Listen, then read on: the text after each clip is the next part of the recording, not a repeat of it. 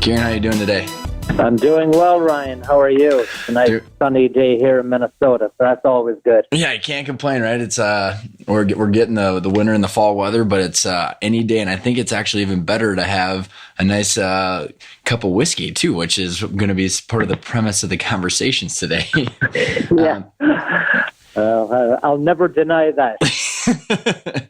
So, for our listeners' sake, yeah, you've got a really cool background, and you've been an entrepreneur. You've got a couple different ventures, but take us back to your days in Ireland, and then how did you decide to become an entrepreneur? And because your journey to become an entrepreneur and even into the States is an interesting one. So I don't know, maybe can you give us the brief backdrop of it? Well, for a start, I can hardly spell the word entrepreneur, and certainly I didn't start out thinking about the word entrepreneur or what it actually meant. I really grew up in a small rural community in the west of Ireland in County Mayo. And the field I worked in as a kid, I still actually own there. And the opportunity, I suppose, really for getting a good education. I was born in 55, and in early 1960s, the opportunity to go to what you would call high school here, we call secondary school. It became free education in Ireland. And that was I would say, the start of what has now become a very thriving, well-educated, very successful economy in Ireland, notwithstanding a few bumps along the way, one about 7 years ago, I guess. And so that opportunity, what it did was take people from giving them an opportunity to not have to immigrate and to not also just have to go into the trades. Nothing wrong with that if you were, if that was really your passion or your skill set, etc. And then the opportunity, I would say, to think about what sort of a life that you wanted in terms of the work that you would pursue. And so that was the pivotal in terms of I just happened to be born, I suppose, with many other people at the right time with free education. And then I also grew up with a fairly curious and open, encouraging father and mother. Yeah, that's. Curious is a great way, and especially if you got the landscape to be able to explore and have the opportunity to figure out what it is that you were passionate about. So, what is it that you were passionate about, and how did you start exploring what kind of life you wanted to create? Well, you connected two words there, passionate and exploring, and that was exploring was definitely high on my agenda. I even went to Manchester in England when I was 16 and worked for the summer over their construction and came back. And I was given that opportunity by my parents because they really didn't stand in my way. My mother was 43 and my father was 46 when I was born. And we joke in the family, they happen to be, this isn't a joke, but they were also second cousins. And my kids say that any wonder I ended up the way I am. But awesome. By the time I was 16, they were almost 60, and it was kind of like, oh, you want to go work in England for the summer? Sure. And so, I couldn't imagine having done that with my own kids at this stage, but that opportunity was there. And so I really looked towards, I had a curiosity about travel, about people, exploring. And shortly after college, I got an opportunity to go work in Riyadh in Saudi Arabia for an Irish food company, two farmers from Northern Ireland, and help launch a dairy products brand, which was a really interesting story. And I think was pivotal. Once again, another pivotal moment in terms of pursuing like a vision or a passion for something, and I suppose what you would call an entrepreneurial kind of a journey, because the two brothers, Alistair and Paddy McGuckian, were certainly Alistair was very, very visionary in what he wanted to achieve in his business life, and they helped, they launched a dairy products brand called Al Marai.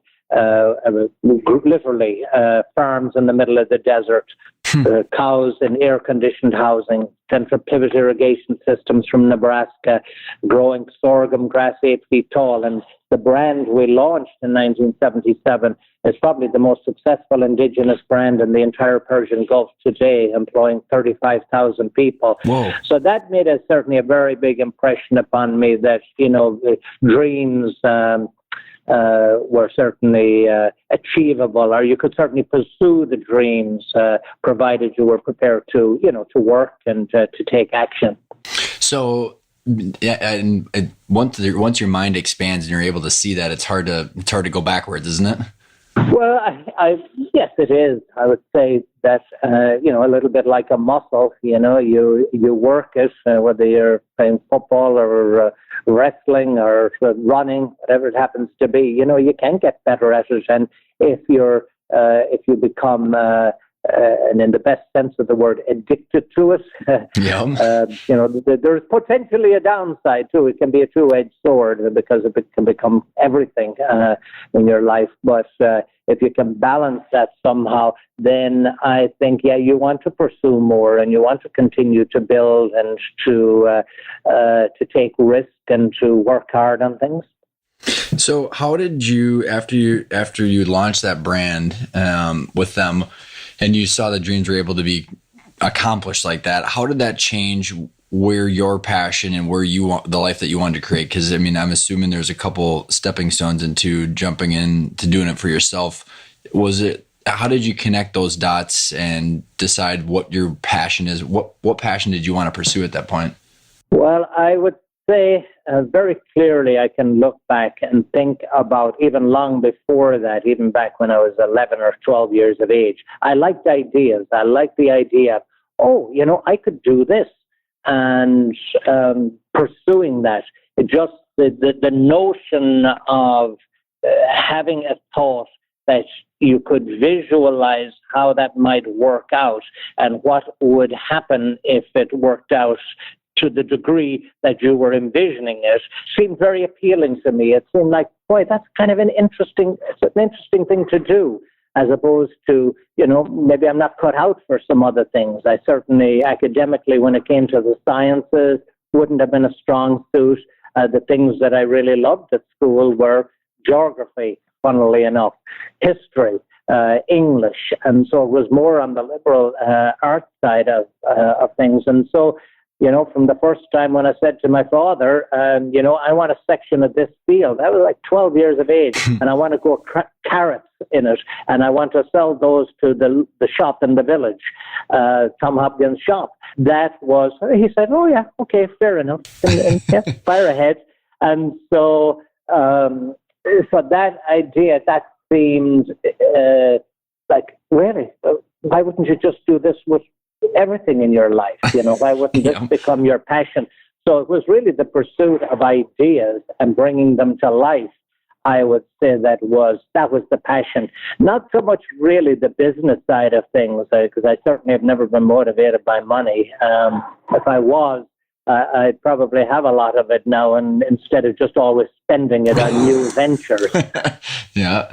So what was the idea that you had that got you into the hospitality of the pubs, and how did you make the launch from launching the food brands to actually starting and I'm assuming there's a time there where you actually came to Minnesota, and out of Minnesota of all places. I got to ask why before we get into it.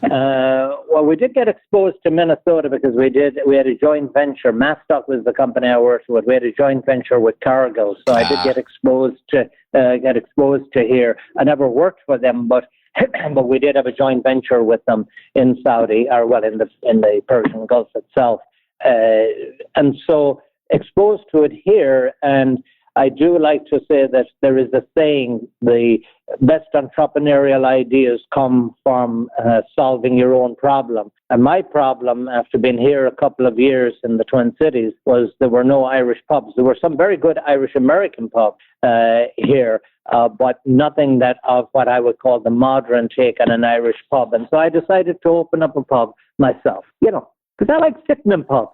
I like what pubs are about. Solve your own problem, create your own bar. I mean, like, what's a better idea? Create your own bar, and you get to work, create a culture of hospitality, a culture of culture as it relates to Irish music, theatre, poetry, sports from Ireland. And so we were activating all of these things. So, we put a satellite on the roof in 1994 when I opened up Kieran's originally. And that year I got to watch the World Cup with Ireland in it. And, things like that, Gaelic football direct from Ireland. So it was like really creating your own entertainment centre. But it was hard work, and I was working a lot of the time. But it was also a passion. I did discover that passion is fine, but you better have some expertise as well for it. And I didn't have any training in particular in the pub business, but I did manage to hire some very good people who I worked with, and eventually they ended up being the people that actually, for the most part, own the pubs today. So, and there's a lot of different ways I want to go with that, because first, I guess the first question that I have is, the restaurant, so you started your own pub and restaurant, and then you own a handful of them around the Twin Cities, all very reputable and great places that a lot of people know of. The restaurant industry is notoriously looked at as a hell of a time and very difficult because of a lot of different reasons. A, was it as difficult, was it as difficult? And then B, how did that transition into you opening up multiple locations? Because obviously you figured something out that you were able to leverage. Does that make sense? Yes, it does. Well, it is a very difficult business because I think it is a kind of a nickel and dime business. And you really have to be very focused on controlling your costs, your systems that are in place, and then obviously bringing all the things to the table that that your concept require, so that you can attract a loyal following and build a reputation and build a good business. And I think key to it, certainly from an Irish pub standpoint, is an atmosphere. You think of the pub culture, the public house in Ireland. You want to have a very welcoming, warm environment. You want to have quality in the finishes of the work that when it's put together. I think that you have to bring value for money because, of course, it is a public house. It's an egalitarian gathering spot. And then, it's the hospitality side of it. I mean, the Irish are known. I mean, when people go to Ireland and they come back and I talk to them and they say, oh, my God, the place is beautiful and the people were so friendly. And that really is, it's at the heart of really the Irish pub experience as well is, it's got to feel great in the place and people have got to be friendly. And so, that wasn't a stretch for me in terms of, that is how I feel. I feel in general about people, the people I work with or whether it's customers or the community. I do believe in that everybody is equal and everybody's on a journey and that people have to be treated well and with respect, and but also have a little bit of fun along the way. And so the pub is supposed to be, rejuvenate you. Yeah. And so that was, again, there was something, and it was, of course, Irish and all the things that went on with it. I felt very, very strongly about that. And, of course, as I hired some really good people, they want to grow the business as well. And my strength, I would say, if there was a strength there, it was really about the ability to get the resources, to take risk on things, to work hard, and to have a vision for the business. And those are all things that I would say are key to what you would call the entrepreneurial kind of experience of what it takes to make it work. And then you partner with, and you have a very strong team that has other complementary skills in terms of operation, just to make sure that the trains run on time. Right. And I think, every entrepreneur that I've ever talked to, myself, my clients, anybody, the people is always one of the biggest struggles, because I can totally tell just how genuine you are, and you truly would be an absolute freaking blast to sit down and have some drinks with. How do you take your, it's the team. How do you translate that into other people? Because to open up multiple locations and to eventually pass it on to that, I mean, how did you go about hiring and building that team and making sure that the different skill sets are complementary? Because I think that's something that people struggle with so much. Well, again, I think I can only speak from personal experience, and I do believe it's very, very difficult to do. I think it's very important to start with, a strong sense of yourself, one, a strong sense of the culture that you want to create in the business. You've got to model the characteristics of that culture, and then do your best to hire people that you believe can not alone model, but actually believe in and are the embodiment of the characteristics of that culture. And, in a Irish pub environment, I would say people who are by nature are friendly. I'd say by nature are positive, have a positive attitude. I mean, nothing worse than going into an Irish pub and everybody's a bit of a downer. I mean, for God's sake. I mean, what's so, you're in the pub. I can tell you, I did not get it right all of the time. Trust me, there were plenty of mistakes made, but I think by and large, probably on balance, we made more right hires than poor ones. And then I do believe in that old maxim as well, that hire slow and fire fast if there isn't a strong cultural fit. So now that, as you built this team out, you said that, vision was important and having a good team. So what was the vision I'm assuming your vision grew too after Kieran's? How did you establish a vision? What was the vision for the pubs? Was there a certain amount of location? Was it just having fun? What was your vision? And then, because that'll dovetail into how things pivoted for you. But when you think about just the pubs, how did you and your team establish the vision, and where did you see that going as you were growing it?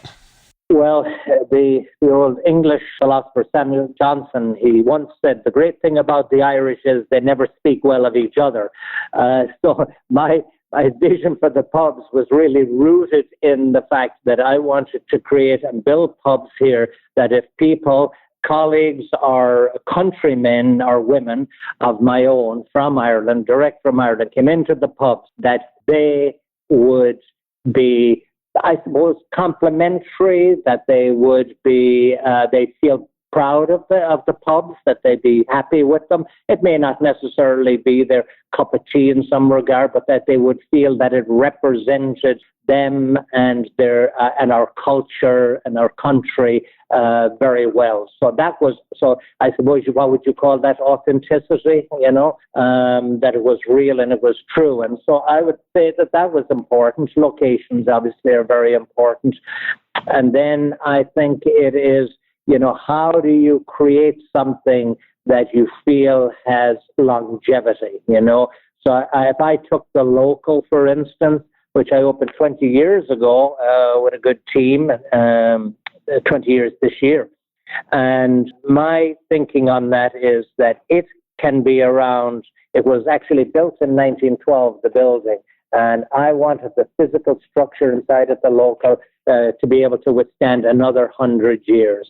And, I feel that was achieved. Markets do change. The pubs have been around now for quite a few years, but it's a very challenging time right now in the Twin Cities for bars and restaurants, particularly because of the lack of tip credit. I think everybody, certainly all the people I know in the business, are certainly in favor of a very livable minimum wage. And certainly in the liquor side of the bar restaurant business, I don't know. Nobody has ever talked to me and said that they were opposed to the $15 minimum wage.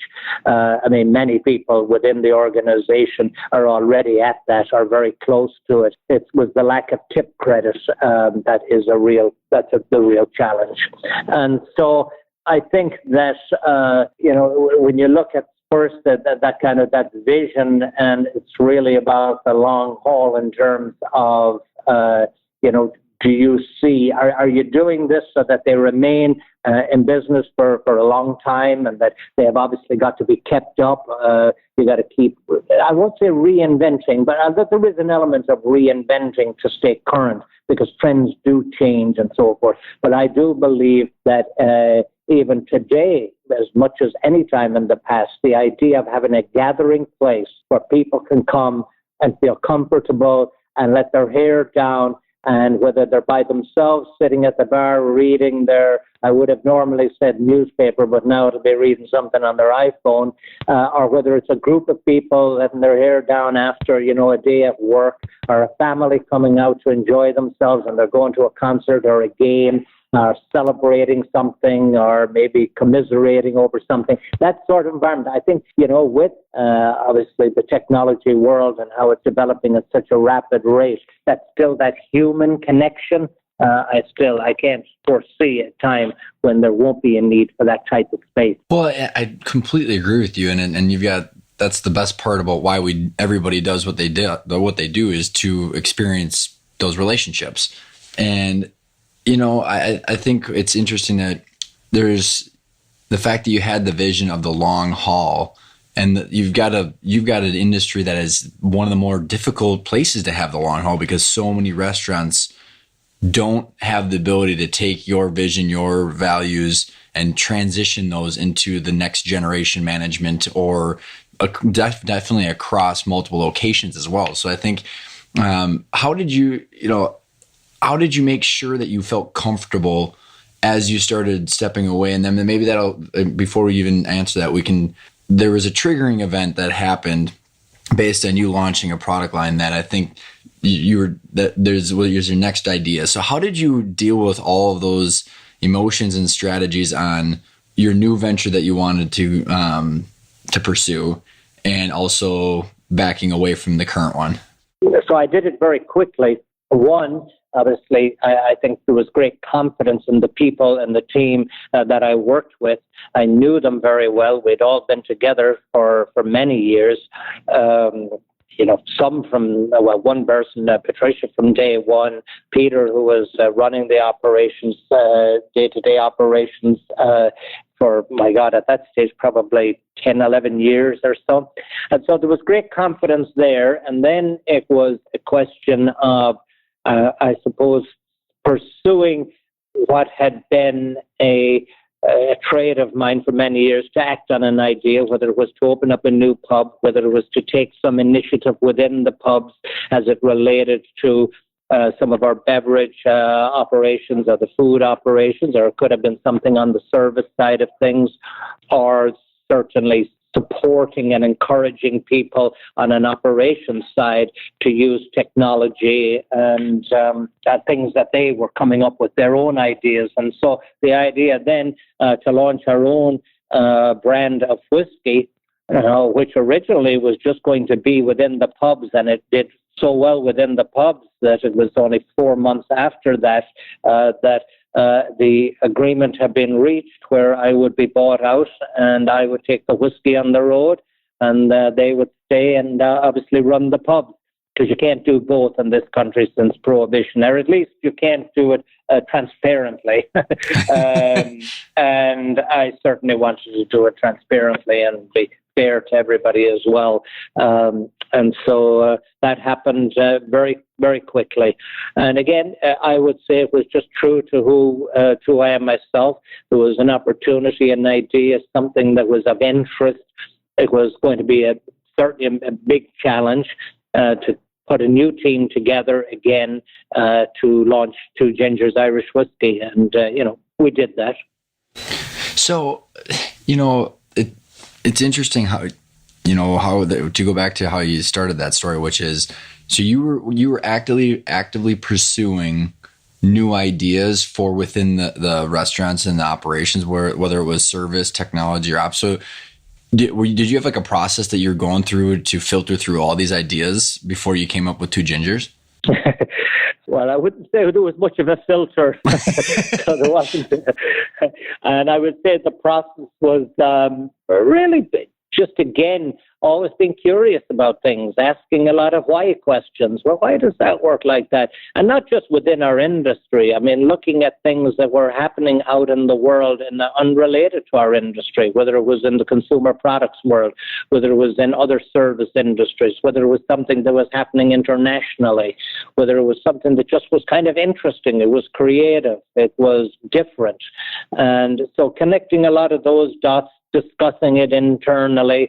How do we think this would fit with who we are? I mean, you got to stay true to who you are as a core. But then within that core, what are the opportunities to, I suppose you call it innovation, to innovate in whatever aspect of the business so that it is going to improve the overall value to the customer? What is it that the customer, what job do they want us to do for them? And I think it's fairly clear what people want when they come to an Irish pub. And so how do you best satisfy that?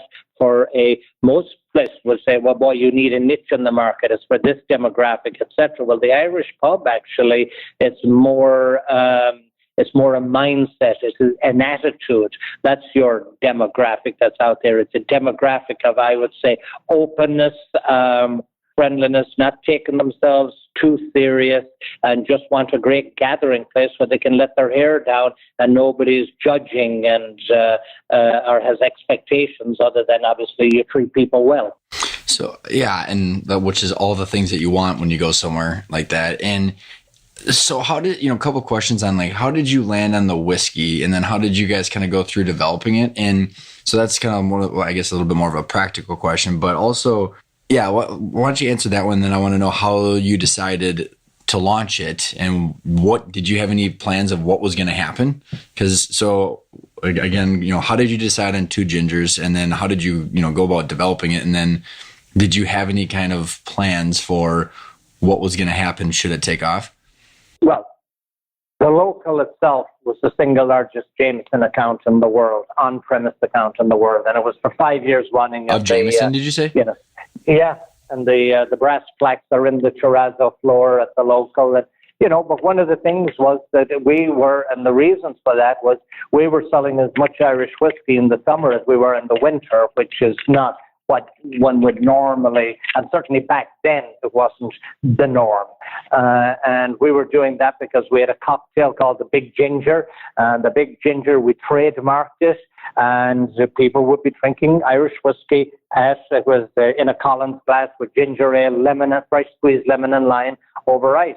And people were drinking it at happy hour in the summer versus maybe a domestic beer or a house wine or something along those lines. And so it was, we were doing very well with it, but I felt there was an opportunity in talking with Peter and the rest of the management team that there was an opportunity for us to launch our own whiskey. And through relationships with our distributor here, Phillips and Dean Phillips, and then also with what was the Cooley distillery at the time, the Kilbeggan distillery in Ireland, we were in a position to create our own blend and our own brand of Irish whiskey, and it needed to be personal. So obviously, the idea of Two Gingers, well, basically it's my mother and my aunt. We had the Big Ginger that was trademarked, and the goal was to just have it, it was a little different in the sense that it was distilled twice versus 3 times for all other Irish whiskies, but it was blended whiskies, and then it was aged 4 years versus 3 years. And so, there were things about it. It had a high malted barley content, about 22%. And so this was an opportunity for us to create a high-quality product, have our brand on it, and make it part of the brand of the pubs as well. because nobody else had own brand of liquor that they were selling. And we were still going to serve all the other Irish whiskies that were available. And so it was up to the customers to choose. But we obviously would promote this beyond what we would the competitor brand, so to speak. And so we were able to do that with the distillery. And I still have that relationship today, which is now 6 years later. Well, it'll be 7 years next March. That's awesome. So, and by the way, it's fantastic. I absolutely love the Big Ginger and your whiskey. It's definitely a favorite. Thank you. Yes, absolutely. That was before I met you, so I'm not biased. Right.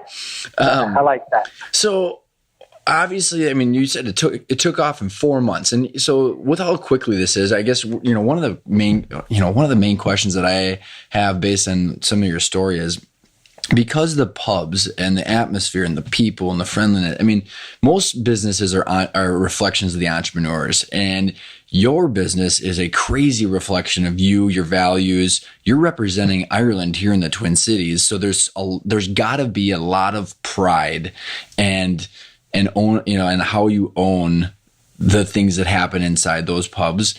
And I know you had the team, but within 4 months for you to almost separate like that, how did you guys go about doing that? And how did that mentally go over with you? Well, mentally, I mean, I don't have a strong attachment to things. I don't baby stuff or whatever. I'm pretty certain we're here for a short period of time on this earth, and so I'm not attached to things. I'm more attached to what can excite you today, get you out of bed, keep you up late at night. How does that fit in with the rest of your life, your family, your friends, community, all of those things? And so I knew that I was going to continue to obviously have a relationship with the people that I had worked with for all those years. And of course, I still do have a relationship with them. They're also a customer, obviously, because now they buy the product and they support it. And so with many other places, of course, as well, of which we're very thankful for. And so that part of it, not so much. I'm certainly very supportive of all the things that they do and want to continue to do that. But for me, I guess it really was, well, this is an interesting and exciting challenge that's on the horizon. I wonder, can we, relative to what market you're in and your product, can you do the absolute best with your product? I mean, that's pretty important to me, because that is a reflection of oneself and certainly of one's heritage and all of those things, and with your family and whatnot. So you do want to produce the best possible product you can within the category that you're in. I totally agree with that. And so obviously you probably just knew it, within your gut, like, okay, this is something, and it's like you said, it's a new challenge, and it probably instinctively made sense. How did you guys technically structure the actual transition? Because from what I understand, you sold the pubs to the management team. So is there any insight you got on how you structured that, how you valued it, how you worked out any kind of deals? I mean, we don't have to get into the actual financials, but just things for owners because I think even, again, in the restaurant space is even more difficult. But how did you guys technically structure some of that transition? Well, many of the key people already had sweat equity in the business. And it was really a question of getting an outside firm to put an evaluation on the business based on our history, our financials, and what the prospects, the projections were looking like. And we just agreed on a number, and that was pretty much it. It was not a difficult or time-consuming or expensive process. I would say it was just like everybody looked and said, right, that seems fair. It's kind of a win-win. Okay, let's do it. That's awesome. Yeah. I mean, did you get outside bank financing, or was there, cause I don't know if you own the buildings or not, but I know sometimes, depending on how, what's structured underneath it, you can use buildings to help finance it, or you just do, earnouts or, installment notes. Well, it was over a period of time, and then that time is up, but it also involved, of course, the whiskey, and then one of my partners, the business, Henry, who's still involved, also really drove the financing side of that business. But we're also banked with Venture Bank as well. And I'm with the same insurance agents, the same accountants, the same bankers, even though it's a different bank, and the same lawyer, except that he just retired about a year ago, since I started out here 30 years ago. And so those relationships, that helps as well, because obviously everybody's very familiar with each other, and there's a trust factor, and so you're not trying to get to know each other, and so it was pretty smooth. Yeah, I think you hit on a key point there, is having people at the table that actually all know each other and understand what you're trying to do, because then you don't have to be looking out for yourself all the time. Yeah, that's a pretty good run of now almost 30 years with all those key people. Of course, they're all beginning to retire, which of course says something about what in the name of God am I doing? Really. I think. Entrepreneurs, again, have a little bit different, deeper fire passion within. So, we're chasing something. Is there, when you look at where you're going and, like where the future of the longevity, going back to, to steal your phrase, it's about, the longevity and making something last. What are you applying that is going to help you accomplish that? Well, they ended up, the Beam actually bought the distillery in Ireland, and we could have probably continued to be independent. As it turns out, we could probably have continued to be independent maybe forever.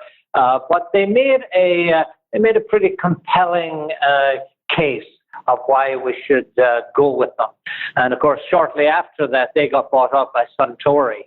And now it's a very interesting. It really is it's fascinating. I love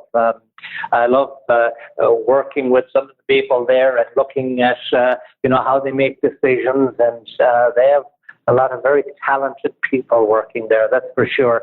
And so it is interesting. I think I learn a lot from them as well. And so, were you planning on selling that fast, or did they come knocking on your door? Or no. But that was not the plan, no. The plan was to build a nice business. Well, so how do they value something that was only 15 months old? I mean, did you look at like using their distribution system to make sure, how do you come to a negotiation? Well, I think it's partly on, how do you value anything? You value it based on what's the current performance, but a lot of it has to do with what's the potential. Where do we see this going? And the potential was obviously going to be heavily driven by also what they could bring to the table in terms of, again, the financial resources, but also the distribution resources that they had as well, and their relationships and expertise in those fields. And so it was, I would say it was kind of a little bit of a gut thing as well, a bit of intuition. I think I like these people, and I think we can kind of work well together, and let's see how this journey works out. Well, that's I love how you said it's about the potential, because a lot of people don't necessarily think about that. When you get into the strategic acquisitions like that, it's all about the potential, and you probably following your gut and knowing what what you guys could do together. Numbers kind of go out the window, because you're not looking at, like you did with the bars, looking at the cash flow and doing some normal financing. Right. It's completely different. So I don't know if you want to, is there any kind of insights you would say about how that process is completely different than the internal transition you did?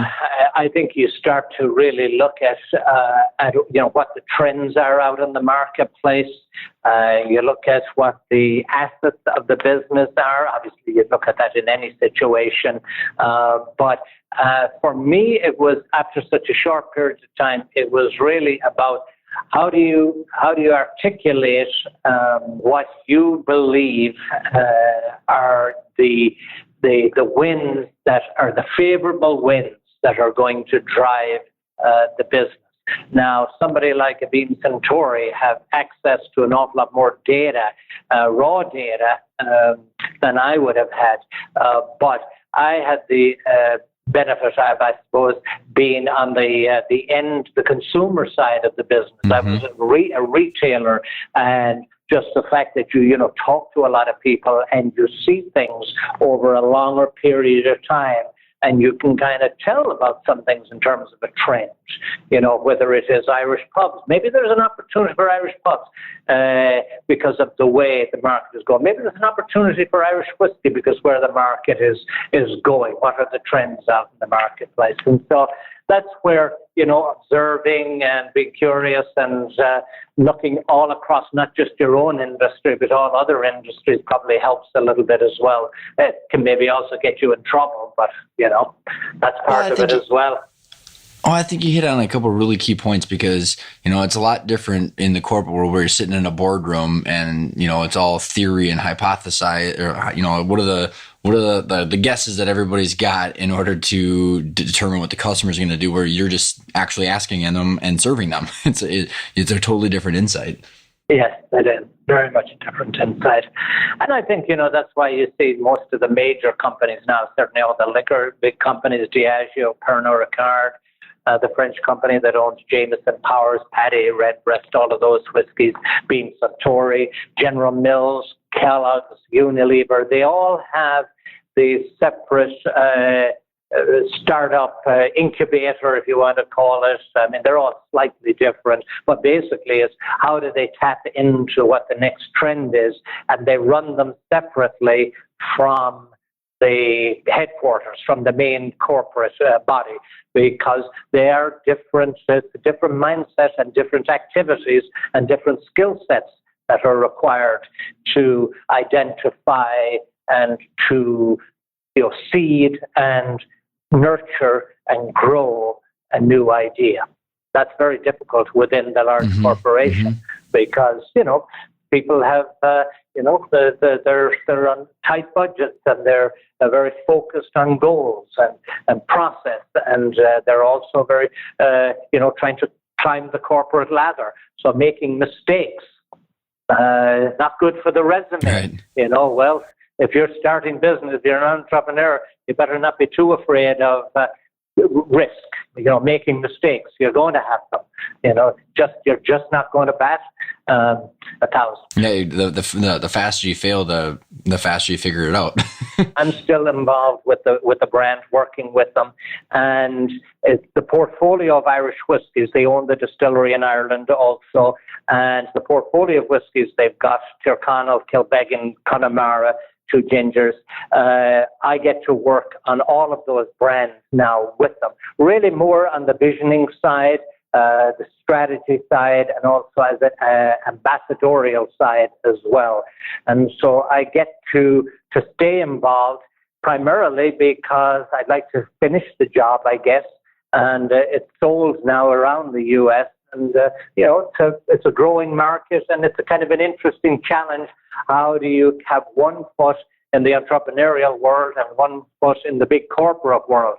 But so far, we're all getting along just fine. As we're kind of wrapping up here, with your pursuit of ideas and passion, I mean, I'm just kind of curious, where is your other gleaming ideas coming from? Is there anything on the forefront that you see yourself potentially chasing, or what's the main purpose or thing that you're trying to accomplish at this point? Well, we've got food building in Northeast Minneapolis. We've got the only whole hog salumi production in the whole country, Red Table Meats, winning national awards, doing very well here in town. we've got to grow that business. It's in the very early stages, but it is at the highest end of the salumi it's really good market in the country. Then we've got Bakersfield flour and bread, organic grains from Minnesota, stone milled flour here on site, and stone milling flour is, I believe, and obviously I'm not the expert, but Steve Horton, who is the miller baker and is the expert, of course, people in his world believe that if you stone mill the flour, then you have to start with great grain, obviously, which is, in abundance here in Minnesota. That is the only way to get the best flour and ultimately the best bread as well. And so that's exciting to have, again, products. Mike Phillips with Red Table. I mean, he could go up against anybody in that profession in this country. And so these are the things where you can have very high quality products that really represent what real food is about. They're very clean labels. The nutrition and the flavor value in them is at the top end of the scale. And so that's exciting to be doing those types of things as well. So, so that's keeping us busy as well at the moment. So I was gonna say, is the food? I love the concept of the food building too, because what you're diversifying your interests and the ability to help everybody accomplish these things. I mean, is it your way to keep all these different ideas and being able to keep fresh in the different places that you like? I mean, I'm just kind of curious, because I think it's something a lot of people struggle with, where how to keep energized and keep the ideas flowing without taking a bunch of risks, as well as the time frame closes in. Well, I would say that probably if there was a psychological profile done on me, they'd probably say that I must be running from something. I don't know. This is certainly this is a big commitment and a big investment, and I'm all in on this as well. And so, all of these, I even consider Two Gingers and the Irish whiskey portfolio as almost a startup in this country. And certainly the other products with Red Table and Bakersfield that we've got here are all startups as well. And the concept of food building itself is a startup. And so it's going to be a mighty challenge over the next couple of years to get them to solid ground. But I believe if we're successful in doing that, that it can really be a very significant part of the movement towards greater diversity in the food production side of the business here in the Twin Cities or in Minnesota in general. I think we can be a key part of that, with many others. Many others are doing tremendous work out there as well. But it's a very exciting time to be in the real food startup business in Minnesota. So, Kieran, as we're wrapping up here, if there's one thing you want to highlight over the journeys that you've had as an entrepreneur, have you been starting and pursuing your passion? One thing you want to highlight or leave our listeners with, what do you think it would be? No close second. Work with 4 people that share the same values. What is the best way, Kieran, for people to get in touch with you? Well, Kieran at twogingerswhiskey.com is pretty easy. Thank you so much for coming on the show. I absolutely had a blast. All right. Thank you.